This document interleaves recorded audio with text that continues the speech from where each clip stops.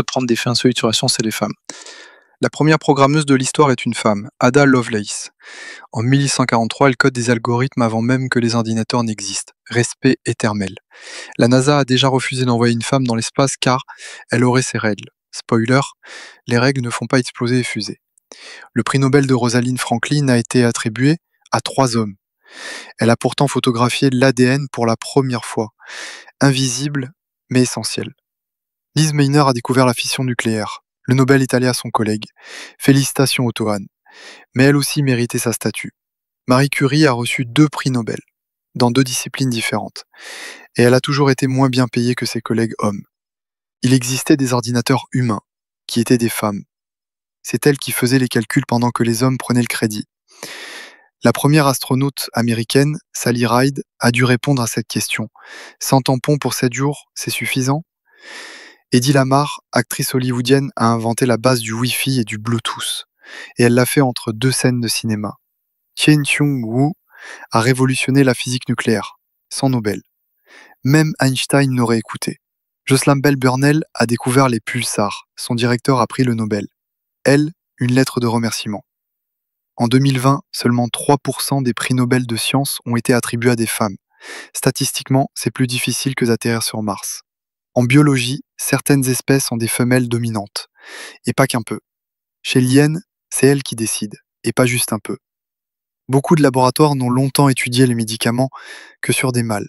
Résultat, les effets secondaires surprises chez les femmes. La plupart des mannequins anatomiques sont des hommes. Et les gilets pare-balles ou les crash tests aussi. Pratique. Dorothy Hodgkin, prix Nobel de chimie en 1964, est quasiment inconnue du grand public. Elle a pourtant résolu la structure de la pénicilline et de la vitamine B12. La première femme à obtenir un doctorat en sciences, Elena Cornaro, l'a eu en 1678. Elle a dû prouver qu'elle n'était pas une sorcière. Oui, sérieusement. Barbara McClintock a été moquée pendant 20 ans pour sa découverte des gènes sauteurs, jusqu'à ce que tout le monde admette qu'elle avait raison depuis le début. Les femmes dans l'histoire ont souvent publié sous pseudonyme masculin, parce que leur vraie signature, ça faisait trop fragile. La recherche sur la douleur menstruelle est historiquement sous-financée. Ce n'est pas une vraie douleur. Dis ça à un utérus en guerre. L'endométriose a été décrite dès 1860, mais reste encore mal diagnostiquée.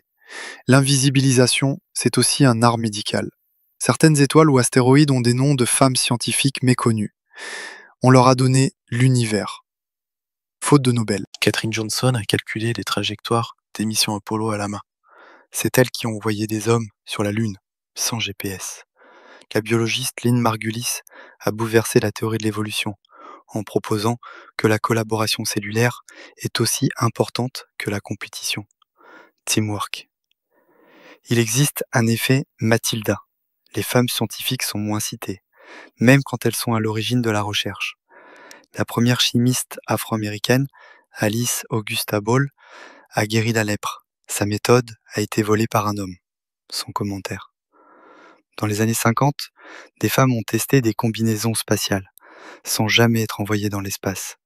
Elles ont juste prouvé que c'était possible. Merci, au revoir.